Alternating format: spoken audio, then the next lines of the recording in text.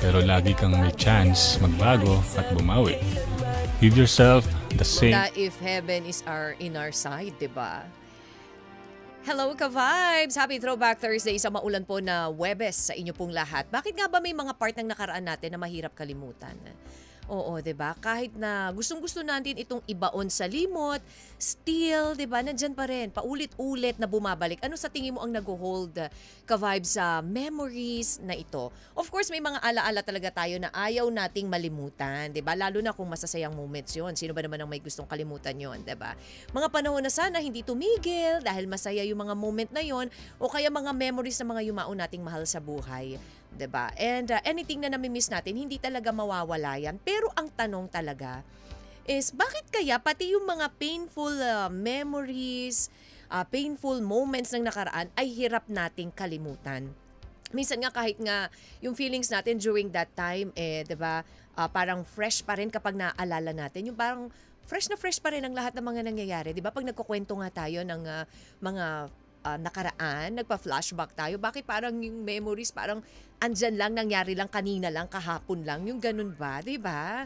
Yung bang kapag nakaramdam ka ng lungkot sa present situation mo, bigla mo maaalala na pareha sa sitwasyon nung nakaraan, kaya bigla kang makakaramdam ng what if na naman. Ikaw ba ka vibes na karamdam ka na naman ba ng ganyan na what if ganito yung ginawa ko, what if ganyan yung nangyari, what if tinuloy ko yun, what if kami pa rin ngayon? For sure, nararamdaman mo yan ka vibes, lalo na ngayong maulan ha, lalo na ngayong malamigang panahon. Ayan, ang iba naman kasi kahit settled na sa buhay, kahit masaya na, may asawa na, 'di ba, may pamilya na, nakakaramdam pa rin ng panghihinayang. Nakakaramdam pa rin at naalala pa rin yung mga past, 'di ba? What if kapag umabot sa puntong nagkakaproblema kayo ng partner mo, 'di ba, napapa-flashback at naiisip mo, paano kaya kung yung ex ko yung nakatuluyan ko? Paano kaya yung unang minahal ko yung nakatuluyan ko? 'Di ba? Yung mga ganon. Tapos kapag biglang nagkaroon pa ng chance na magkita or magkausap kayo na ex mo, naku po, doon na nagsisimula yung pagkasira po ng lahat, 'di ba? And what if ka vibes, may pamilya ka na tapos nagkaroon kayo ng malaking problem ni partner. Malaking problema, nagkataon naman na nagkasalubong kayo ni ex or yung iyong first love. Makakaramdam ka kaya ng what if? Ano ang gagawin mo? O, 'di ba? Welcome to Love Me, Kathy G. Siyempre, kasama niyo na naman po ako, ang gabay niyo sa Usaping Pag-ibig, Kathy G. All the way until 3 p.m. po tayo magkakasama-sama. Ngayon pong maulan na naman. Maulan pa rin na Webes dahil nga po itong si Bagyong Emong ay napalakas pa yung kanya pong itong Typhoon Emong. At ito po ay ngayong umaga, ni-raise na po as of 11 a.m. according sa Pag-asa, nasa signal number 3 na po ang Northwestern Pangasinan, Western La Union, and Southwestern Western Ilocos Sur. Yan po at signal number 2 naman yung mga Ilocos Norte and the rest of Luzon. Ganun din po ang signal number 1 naman. Usually po nasa extreme northern Luzon ang signal number 1. So yan po, nako, ingat pa rin tayo ka-vibes. And dito naman po sa Metro Manila, ito pong nararanasan pa rin nating pag-ulan-ulan, although hindi na ganun kalakas, ay dulot pa rin po yan nitong southwest monsoon o yung hanging habagat. Kaakibat po niyan or kasama dyan yung mga kalapit lalawigan po ng Metro Manila. Kaya ka-vibes doble tripling pag-iingat pa rin po tayo since wala pong pasok sa eskwela, wala pong pasok sa ahensya ng pamahalaan. Ingat po at if we could pwedeng magstay na lang po sa bahay, much better. Sa mga ka-vibes po nating driver na pumapasada po, ingat-ingat, madulas po ang kalsada.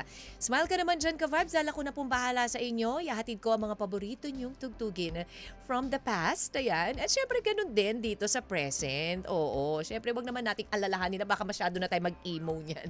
Kaya ka-vibes abangan nyo rin po ang ating letter for today na babasahin ko coming from Emma. Naku po, ano bang nangyari kay Emma? Mamaya po yan ka-vibes, abangan nyo po. And hello din sa lahat po ng mga nanonood sa atin sa Facebook Live.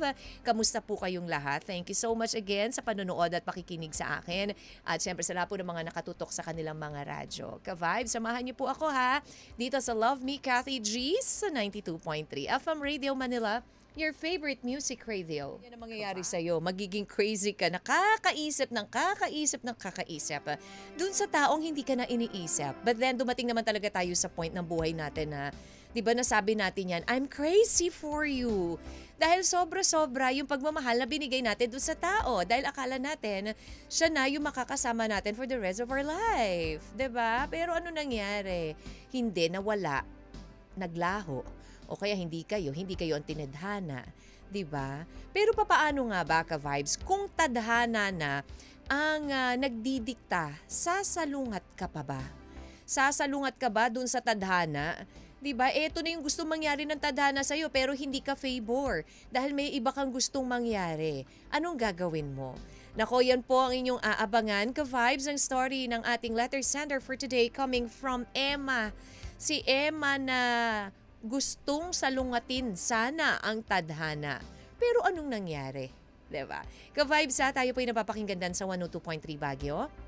And 97.5 Jensen, kamusta po sa lahat po ng mga kumakain, humihigop ng mainit na sabaw ngayon pong tanghalian time. Of course, mga nagle-late lunch po dyan. Ayan dahil nga tatamad-tamad, syempre, kapag ganitong panahon talaga namang nakakatamad kumilos, 'di ba? Parang gusto mo lang humilata lang, humiga lang, matulog lang, 'di ba? Manood, makinig. Ganyan lang gusto natin gawin dahil nga lalo na nung sinabi pa lang advance na sinabi na walang pasok kinabukasan, ako, ang sarap matulog. Kaya minsan nagle-late lunch na tayo, ayaw na nga natin minsan kumain O sige, enjoy nyo lang ka-vibes At syempre sa mga immortal na mga ka-vibes po natin na nasa opisina, ayan, mga tuloy ang trabaho, sa mga ka-vibes po natin na tuloy din ang pagpasada kahit na mabaha, maulan, maputik ang kalsada, sige lang, pasada lang ka-vibes. Oo, ganyan naman talaga dapat, Basta lagi lang mag-iingat. At lagi rin tayong uminom ng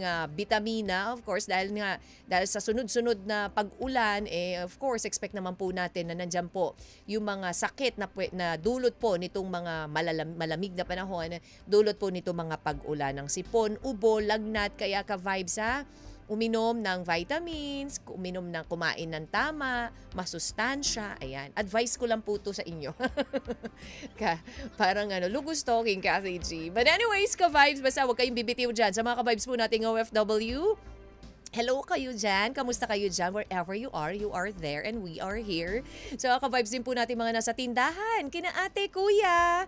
Hello po, kamusta po ang benta? Ayan kamusta ba? Matumal ba? Siyempre, yung iba ayaw lumabas, no? Mahirap na mabaha, maulan. Ayan, but okay lang yan. Matatapos din to, ka-vibes. At siyempre sa mga ka-vibes po natin na mga security guards, sa construction, at saan ka man naroroon, ka-vibes. Samahan mo ko dito sa Love Me, Kathy G, sa 92.3 FM Radio Manila, your favorite music radio. This love letter is from Emma. Dear Kathy G, magandang araw sa iyo, lalo na sa lahat ng mga laging nakikinig ng inyong himpilan. Matagal niyo na po akong taga-suporta, kaya naman nais ko sanang ibahagi sa iyo, Kathy, ang kwento na lagi kong binabalik-balikan dahil hanggang ngayon ay sariwa pa rin ito sa aking puso at isipan. Ako nga pala si Emma sa istoryang ito mula sa kabisera ng Pilipinas, Maynila. Bata pa lamang ako, Kathy, ay sadyang mahilig ako sa sports. Madalas akong sumali sa sports fest sa school namin simula grade school. Marami ang nagsasabi na napaka-athletic ko daw. Naging buhay ko ang sports, Kathy. Kaya bago ako tumungtong ng kolehiyo, ay nag-try out ako para maging varsity player. Nakapasok naman ako sa women's swimming team ng aming school. Isa ako sa 10 swimmer, Kathy, na panlaban ng school sa mga competition. Sa sipag at tiyaga ko sa training ay naging isa ako sa pinakamalakas na swimmer sa team namin. Dahil nga sa swimming, umiikot ang buhay ko bilang swimmer. Halos lahat ng mga friends at mga kakilala ko ay kapareho ko ng mundo. Sa mundong ito ko din nakilala ang unang lalaki na dudurog ng puso ko. Itago na lang natin siya sa pangalang Kel, swimmer din. Sa totoo lang, Kathy, hindi naman ganun kagwapuan si Kel, pero sadyang napakalakas ng kanyang dating sa akin. Madalas na magkasabay ang training namin kaya lagi kong nakikita si Kel. Pag nasa pool ay talagang nakafocus ako sa training kaya hindi ko pinapansin si Kel. Hindi rin kami nag-uusap dahil hindi pa naman kami properly introduced. Hanggang sa isang ordinaryong araw, bigla na lang kaming pinakilala sa isa't isa ng coach namin. Napapansin daw nila na hindi kami nagpapansinan at hindi ito maganda bilang iisang school lang ang dinadala naming pangalan sa mga competition. Kathy, simula naman nang ipakilala kami sa isa't isa, ay agad namang napalapit ang loob ko kay Kel. Ang gaan kasi niyang kausap, tahimik pero may pagkakalug din siya, mabilis din kaming naging closed. Madalas ang sabay ang training namin ni Kel at nang minsang maaga matapos ang training ay inaya ko siya na mamasyal kasama ang best friend ko na si Len. Sumama naman agad si Kel. Ito rin ang unang beses na nakita ng BFF kong si Len, si Kel. Normal lang naman ang kanilang naging reaksyon sa una nilang pagkikita kaya pakiramdam ko ay approved naman sa best friend ko si Kel. Dahil sa madalas na magkasama kami ni Kel, Kathy, ay unti-unti na akong nagkakaroon ng feelings for Kel. Sumapit ang araw ng birthday ni Len, inimbitahan ko si Kel at nagtataka ako kasi aligagang-aligaga ito. Maaga pa akong niyaya na magkita para makabili pa daw siya ng gift. Samantalang ako na best friend ay walang regalo kay Len. Nagtataka ako kung bakit ganun si Kel, Kathy. Pero kibit, balikat ko lang ito. Deadman na lang ako, Kathy, at inisip ko na lang baka thoughtful lang talaga si Kel. Nagpatuloy ang mundo, tuloy ang buhay. Pero lingid sa aking kaalaman, may lihim palang pagtingin si Kel kay Len. Pagka-graduate namin ng college, halos malugmok ako sa nalaman ko, Kathy. Palihim palang nag-uusap at nagkikita si Kel, ang crush ko, at si Len ang BFF ko. Kaya hindi katagalan ay naging sila. Nasaktan ako sa nalaman ko, Kathy. Dahil best friend ko si Len at alam rin niya na may gusto ko kay Kel. Pero hindi niya sinabi sa akin na pinupormahan pala siya nito. BFF ko talaga si Len? Mula nang maging sila, nawalan na ako ng balita kay Kel at Len. Busy na rin kasi ako sa trabaho at nakikipag-date na rin ako. May nakapagsabi sa akin na dati naming teammate sa swimming na 3 taon na daw ang relasyon ni Kel at Len. Pero nitong nakaraang buwan, Kathy, nabanggit naman sa akin ng dati naming classmate sa college na hiwalay na raw ang dalawa. Nalaman ko rin na hinahanap daw ako ni Kel.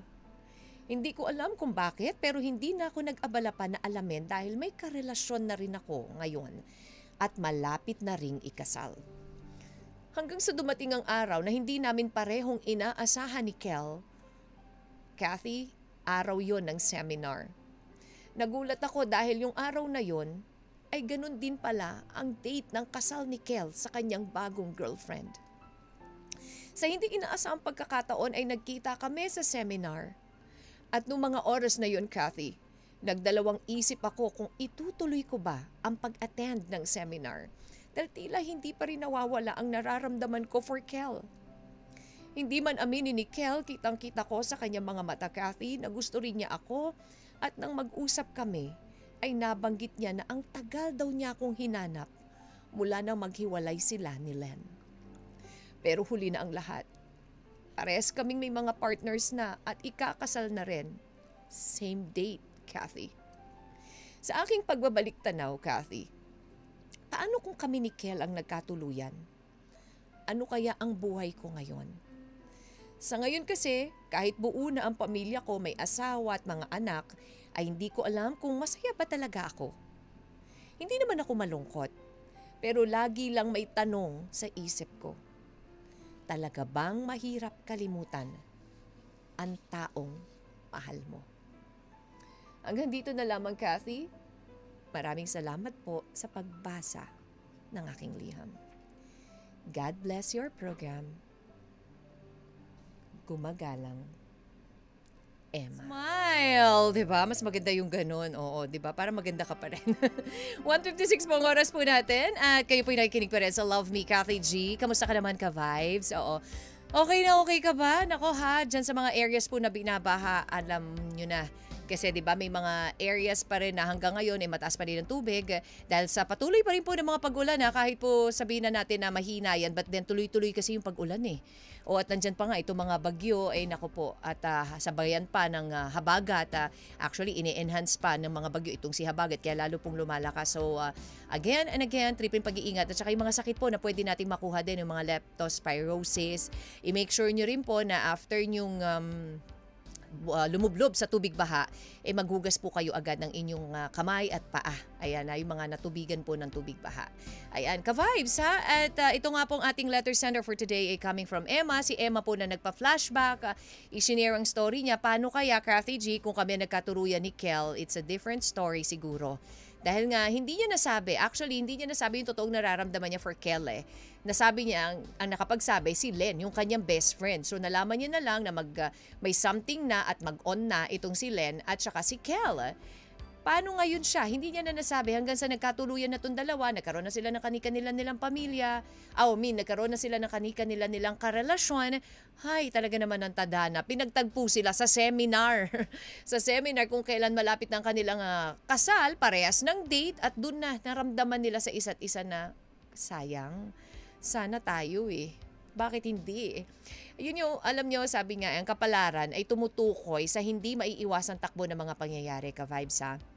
Maaring isaisip ito bilang ang hindi mapigilang kapangyarihan or operasyon ay tinatakda ang hinaharap kahit na ito pa ay pangkahalatan o ng isang individual. Ayan na. Ito yung concept na nakabatay sa paniniwala na merong talagang nakatakdang likas na kaayusan sa San Sinukob. Ayan, naintindihan nyo ba yan? Sobrang lalim. OpenTran.ph po. Ayan. And ang ating po mga reaksyon at payo for Emma. Sabi ni Farges Real from text line, pwede pong pag-greet? Sure. Oo, sige. Ayan. Happy 27th birthday to Carlo Los Baños. Greetings from Krisha, Camille, and Carlia, Mama and Papa, Ate Graciel, Kuya Zyrod, Ate Glyza, and Kuya Delson and Gio, Kuya Gabriel, and Nanay Pining, Gerald, and Vince, and Gian Earl. Nako, lahat na po. Buong pamilya na po. Ayan, happy 27th birthday, sabi ni Farges Real. Janice Cunanan, Kathy G, para sa sender, kailangan mong tanggapin na hindi talaga kayong dalawa ang para sa isa't isa. Mag-focus ka na lang sa asawa at anak mo. Kung kailangan mo umiwas ka dahil kahit anong gawin nyo, hindi nyo na maibabalik ang nakaraan. Maraming salamat po. Ayan, God bless you too, Janice Cunanan. Emma, di talaga kayo tinadhana. Ang gawin mo na lang ay focus ka sa family mo ngayon. Sabi ni Jenny Rosine Kalupig. Thank you, Jenny. And this one naman, from Facebook Live, ayan, sabi niya, si Ranel Luyas, feeling natin may mga bagay, ayan, na lumilipad. May mga bagay na hindi natin kontrolado at talagang nakaka-pressure.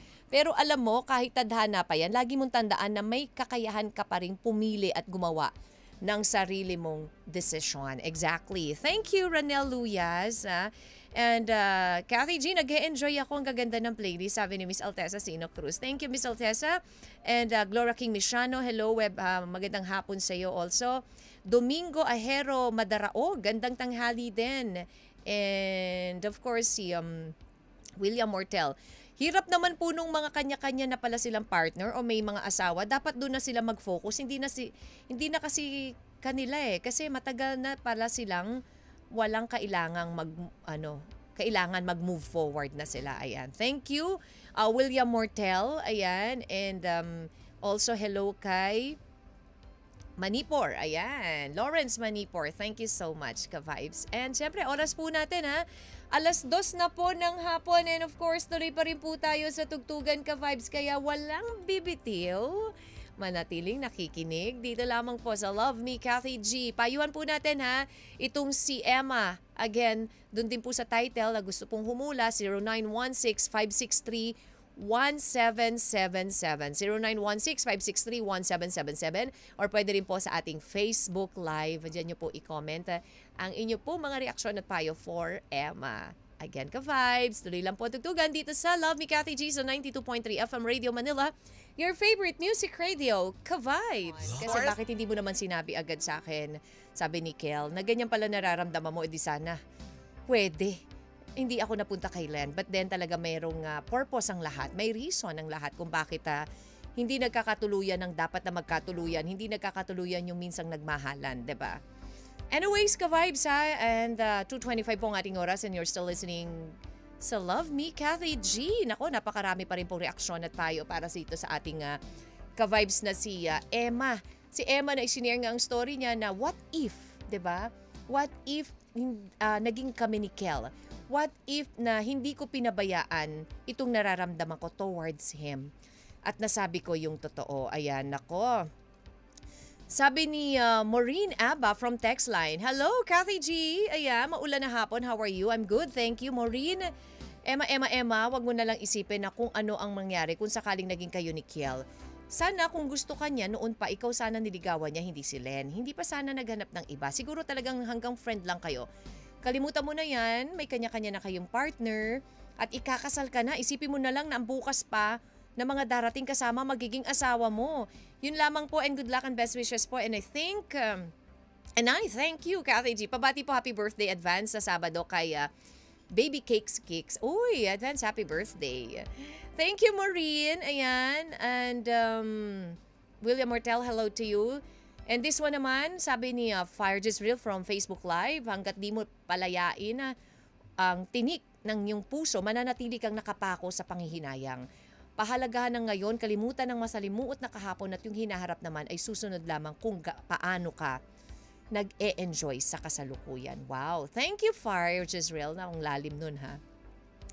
And this one, sabi ni Miss Sari Lerma, para po sa akin, siguro hindi na lang. Tatanggapin ko na lang kung anong tadhana na nakaabang sa akin. Kagaya ng letter sender. Mag-move forward na lang siya at mag-focus sa buhay na meron siya. Minsan kahit masakit, kailangan nating tanggapin kung ano ang magiging tadhana natin. Totoo naman yan. And this one, thank you, Miss Sari Lerma. Coming from text line, si Lieutenant P. Minsan talaga, DJ Kat, mapaglaro talaga ang tadhana kung kailan hindi na pwede. Saka naman kayo pinagtatagpo. Pero ang mapapayo ko lang po kay letter sender, mag-focus na lang siya sa family niya. That's simple. Pa-request po, Tila Hu by SB Siga. We'll try to look for that po. Salamat, Lieutenant P. Advance happy birthday from BBC Gaming kay Ma'am Tin Garcia. Wishing, ayan, all the blessings. Ayan. Happy birthday to you. Ayan, from HPES Main Family. Thank you so much. Ka-vibes, sana inyo pa rin po mga reaksyon at payo for Emma. Ayan, sa lahat pa rin po ng mga nakatutok ka-vibes. Nako ha, smile ka naman dyan. Mahirap talaga ang buhay. Pero still, kapag ikaw ay nag-smile at hindi mo inintindi, masyadong finokus ang sarili mo sa problema, diba? Malalagpasan din naman ang lahat ng yan. You know what, ka-vibes? Ang tadhana ay isang paglalakbay sa buhay, ang iyong kapalaran. Tadhana at kapalaran ay may importanteng papel sa buhay natin. Ito'y nakakaapekto sa ating tungkulin, kalusugan, pamilya, kaibigan at layunin sa buhay. At ito din ang pumapapel sa ating relasyon. Ayan, ang lahat ng bagay nangyayari dahil may rason. Kaya dapat bigyan pansin ng senyales pagkat ito ay madalas na nagbibigay ng mensahe, na nagbibigay ng gabay upang marating ang landas patungo sa tamang daan. 228 ka-vibes, huwag kang bibitiw. Tuloy pa rin po ang tugtugan natin dito sa Love Me Cathy G. Sa aking pagbabalik po ang ating final advice for Emma. Dito lang sa... Diba? Dapat naman talaga, ano man mangyari, di man kayo nagkatuluyan ng taong minamahal mo. Life must go on, your heart will go on. Siyempre, darating din naman ng tao na itinakda para sa'yo, yung nakatadhana para sa'yo. Katulad nga ng, story ni Emma, dumating din ang itinadhana para sa kanya. Yung tao na hindi niya nasabihan ng dapat na pagmamahal niya, ikakasal na rin at itinadhana rin sa iba. Not meant silang dalawa. Ayan, may mga ganun talagang pangyayari sa buhay natin, no, na hindi kayo meant for each other, pero magsisilbing inspirasyon na lang yung nangyari sa inyong dalawa. Yung story po ni Emma, looking back, Cathy G, kung paano kaya kung kami nagkatuluyan ni Kel, si Kel na hindi ko nasabi sa kanya yung nararamdaman ko, at napunta siya sa best friend ko, at hinanap din pala ako ni Kel nung nagkahiwalay sila ng best friend ko, pero too late. Dahil ako'y may karelasyon na, at siya'y meron na rin karelasyon, Pero bago sana dumating yung bago niyang karelasyon hinanap niya ako Sayang talaga hindi sila pinagtagpo ng tadhana, no? Oo, at nagtagpo lang sila dun sa oras o dun sa panahon na parehas na silang committed. Nagtagpo sila sa seminar ng kanilang kanya-kanyang kasal. Well, not meant to be. Yan po ang ating story na isinare ni Emma sa atin. Alam niyo, ka-vibes, may kasabihan tayo. Maraming salamat muna sa lahat po ng mga nagbigay po ng payo, reaksyon, nanood, nakinig sa akin dito sa Love Me Cathy G. Thank you so much, ka-vibes. Siyempre, appreciate ko po ang lahat ng inyo po mga effort despite ng pag-ulan, ayan, na mahinang signal. Thank you so much. Alam nyo, may kasabihan tayo na ang pagsisisi ay laging nasa huli. 'Di ba? Minsan kasi nasa harapan na natin pero ini-ignore natin ito dahil umaasa tayo na may hihigit pa na ibibigay sa atin more than dun sa gusto natin. And for you, Emma, yung sa inyo ni Kel ay isa na lang alaala ng nakaraan. 'Di ba? Focus na lang kayo sa sarili-sarili niyong pamilya Sa mga asawa niyo, doon niyo ituloy yung pagmamahal na hindi niyo napakita sa isa't isa. Hindi niyo napakita ni Kel sa'yo at hindi mo rin napakita kay Kel. You know what? Don't let yesterday take up too much of today. 'Di ba? Be happy and contented what you have in the present. Thank you so much for sharing your story with us. At sa mga gusto pong mag-share ng kanila pong story, ay mag-email lang po kayo sa lmtcatheg@gmail.com. Again, it's lmtcatheg@gmail.com or mag-PM po sa 92.3 FM Radio Manila. Ka-vibes, thank you again for keeping me company. Ngayon pong araw po ng Webes, Throwback Thursday. Magkarinigan po ulit tayo bukas, Friday. Ayan, dito po sa Love Me Cathy G. And ingat-ingat ka-vibes kung saan man kayo pupunta, ingat pa rin po kayo sa mga uuwi ng kanilang bahay, tahanan, galing trabaho. Ingat lang ka-vibes. So, eto na po ang makakasama nyo na after Love Me Cathy G. Nandito na po sila ang Banana Crew! Lagi may panggulat. Totoo. Dapat diba? everyday is a shocking moment Ay, for talaga. everybody. Ay, dapat yun. Yes. So, naman siyang. Ay, pero mataboy ang mga negatibo, diba? Totoo. Oh. Start your day with good vibes. Correct. Your program, your trabaho. Kahit sa mga normal na mga trabaho, di ba? Yung halimbawa, yung mga ka-vibes natin dyan na jumuduty sa mga NLEX, sa SLEX, sa mga toll gates. Uy, medyo di ba? Medyo kapag nandun ka. Baga parang very secluded ka kasi nasa isang booth ka, ganyan. Exactly. Kung araw-araw pakiramdam mo, ano ba yan? Walang growth, walang ganito, walang ganyan. Wag. Dapat ang gawin natin, pag upo natin doon, inhale, exhale, smile, and start your day nang nakangiti tayo. Correct. At good vibes, good vibes. Dapat. Isipin mo pa rin may trabaho ka, di ba? Totoo. Yung iba, di ba, naghihirap na mag-apply, may interview, requirements. Ikaw, araw-araw nandiyan yung trabaho mo at sumisweldo ka dyan. Totoo, di ba? Gawin mo, i-divert mo yung attention mo para hindi ka mainip dun sa ganong klaseng trabaho, di ba? Very wholehearted dapat ang dating natin, mga ka-vibes. Ibigay ang lahat sa ating mga trabaho. Ayun. Oy, oo. Pero eto muna, bago ko syempre umexit dito, eto na naman ang makabuluhang tanong ko sa inyong dalawa. Sino mauna? Syempre, ladies first. Ako sige, na to. Go. Sino ang idol mo sa life?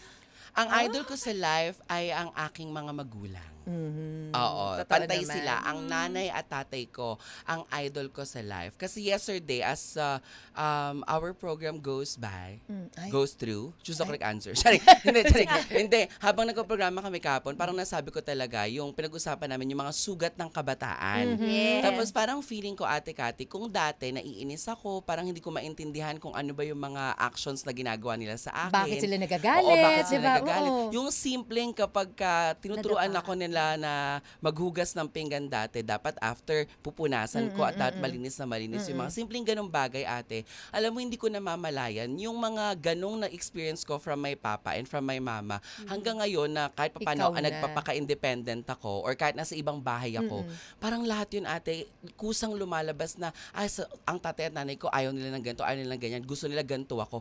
Kaya pag nasa ibang bahay ako, yung simpleng, di ba, sa sofa sa sala, sobrang bawal sa amin na higaan yung sofa. ka. Ay, As- itutungtong mo yung paa. Itutungtong mo Ay, yung nako. paa or hihilata ka, hihiga ka doon. Correct. Parang bawal sa amin yun. Kasi bukod sa sabi madali daw masisira, parang sabi nila, syempre may ibang lugar para kung saan ka pwedeng humilata. Ganon. Yes, Yung mga diba? simpleng ganong mga pangaral lang. So, Correct. they're Na ngayon, my ikaw na idol. na-apply mo na, Yes, di ba? oo. Di ba? Ikaw, Chloe. Very ano siya sa akin eh. Siguro baka isipin ng mga tao na it would be parang unrealistically speaking. Pero kasi ang gusto ko lang sabihin, ako ang idol ko talaga si Jesus Christ. Very religious. In a sense na syempre lahat tayo hindi perpekto kaya ang gawin mo maging positive ka sa araw-araw mo. At syempre you can do that by being kind at maging maraming solusyon sa mga bagay, pero at the end of the day, mas masaya pa rin na maging mabait. Totoo. Yes. Be kind, diba? Yes. Yan ang magandang mantra sa buhay, diba? Yes. Naman pagsubok, kung mayroon mga umaapi sa'yo, just be kind. Dahil may balik naman lahat ng pagiging mabait, diba? At Correct. yun, naku po, marami pa kayong pag-uusapan dahil mamaya makakasama nyo, may guest kayo today, ha? Yes, makakasama namin ang malapit na malapit kay Jesus. Oo, si Santino. Yes! Diba? Charot lang, no? But kidding aside, opo, kasama natin mamaya sa programa si Sijan Haranilla para naman makachikahan natin siya sa inyong favorite na merienda, the home of the stars, ang Banana, Banana Crew. Crew. Nasusunod na yan, ka-vibes, kaya walang bibitiw, manatiling nakatutok dito lang sa 92.3. FM Radio Manila. your favorite music radio. Ka-vibes!